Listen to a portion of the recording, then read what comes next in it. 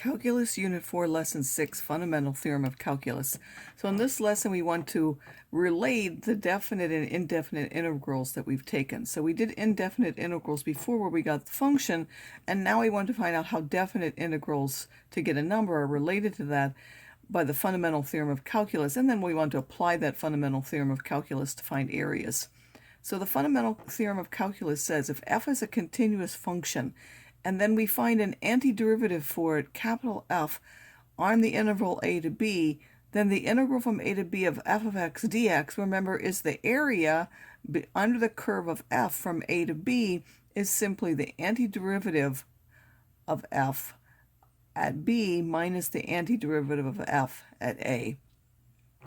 So if an antiderivative exists, we really don't have to worry about adding a constant to it, because if we took any other antiderivative and subtracted g of b minus g of a, well, this one would have a constant. Remember, this one has to be related to this by a constant, and then the constants will just cancel, and we would get capital F of b minus capital F of a, and those, of course, are going to be the same thing. So there's no need for our constant when we do it. We just put any antiderivative and subtract the other one. So we put the basic one.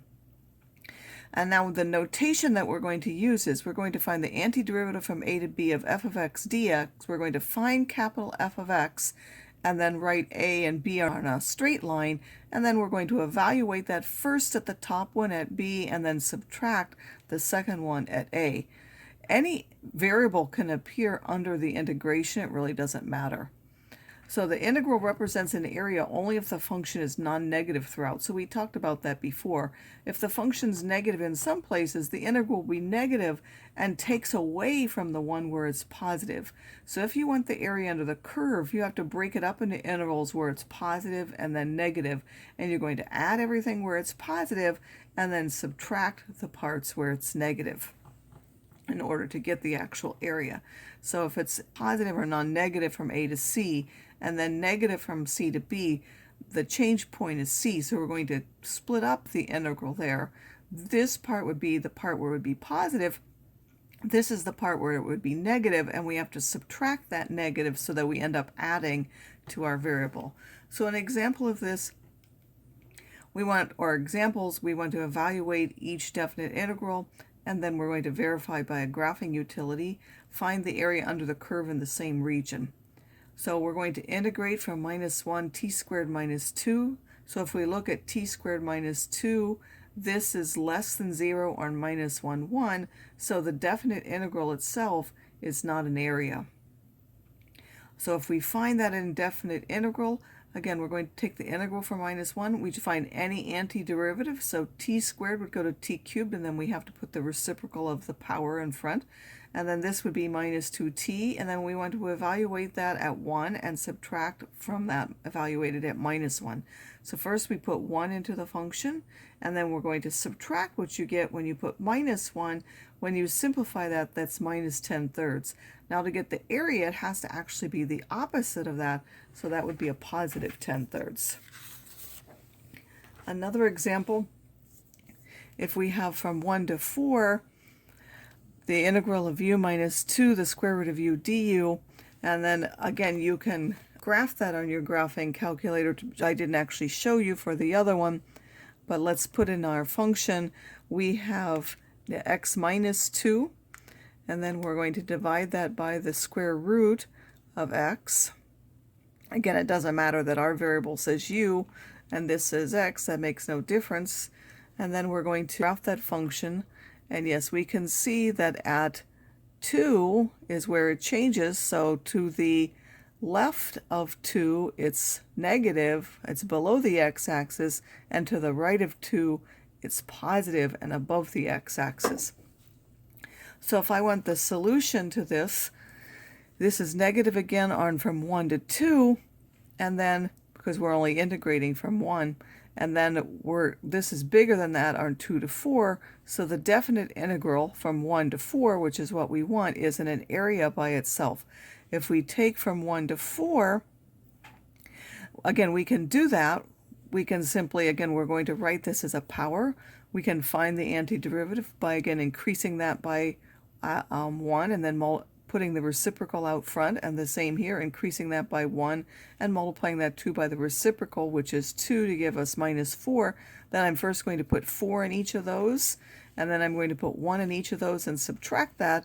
That will give us this, and I'll end up with 2/3. But that's not an area, so we can integrate that, but the negative parts have taken away from the positive parts. So if we really want that to be an area, we have to subtract the ones where it was negative and add the part where it would be positive. So we have to split that up. Again, we're going to do the same thing. We're going to take the antiderivative, but for the first one, we're going to go from 1 to 2, and then the second one, we're going to go from 2 to 4. When you evaluate that, you end up with 1.5425. So if someone asks you for the integral, you just have to understand that because that's not non-negative everywhere, that number is not an area. The positive and negative parts have taken away from each other. It is the indefinite integral over that region. But if you want the area, then you have to split it up into parts. For absolute value functions, you need to split it based on the definition. So suppose that I want to evaluate this particular function. Again, this function is positive everywhere, so the definite integral is an area, but we don't know how to integrate. We don't have an antiderivative for the absolute value function. So instead, we're going to split it up by its definition. It's what we have if what we have is positive, and it's the opposite of that if that is negative. So that's going to split at 5/2.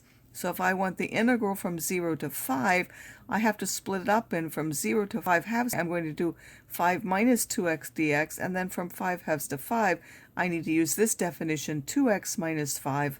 Again, they both have the same sort of antiderivative. The constant part gives you 5x, and the minus 2x will give you an x squared, or minus x squared, depending on which one you have, and then you put in the numbers and evaluate that.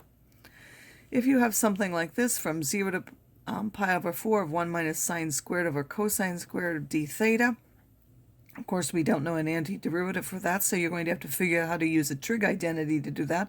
1 minus sine squared is cosine squared. That's divided by cosine squared, so you're just integrating 1. Well, the antiderivative of 1 with respect to theta is just theta, and then you're going to evaluate from 0 to pi over 4, so you take the pi over 4 and subtract 0 to give you pi over 4. If you have 4 secant of theta tangent of theta, again, you're going to do what? We're just asked for the integral. We did not ask to find the area here. So whether that's positive or negative, we're not worrying about. So the antiderivative of secant theta tangent of theta is the secant of theta. So then we're going to evaluate it at pi over 3 and subtract what we have at minus pi over 3. And if you draw a reference triangle, whatever, the secant of pi over 3 is 2, and the secant of minus pi over 3 is also 2, so you'll end up with 0. We could also be asked to determine an area now. Well, here if we graph the curve, and then they want between the x-axis and the vertical line 0 and 2. Now this is positive everywhere, so the simple integral of that will be the area. So we're simply going to integrate from 0 to 2. This would be x cubed, and then we need to multiply by 1/3, so that will be 2/3.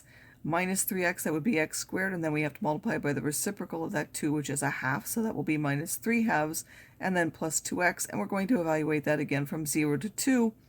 If we put 2 in here, we get all of this. If we put 0 in here, every one of those would be 0, so we're really just subtracting 0, and that will be 10/3, so the area of this would be 10/3. Now, I'm also going to show you that you can do this and check these in your calculator. Of course, you still have to show me how to do it, but for example, we graphed this function before, and you can find the integral by going to second calc, and then you want to find the integral, so I'm going to do option 7, and it says the lower limit. Well, we went from 1 to 4 up there, so we would do a lower limit of 1 and an upper limit of 4, and that of course gives us that integral, that 2/3 or 0.6 repeating.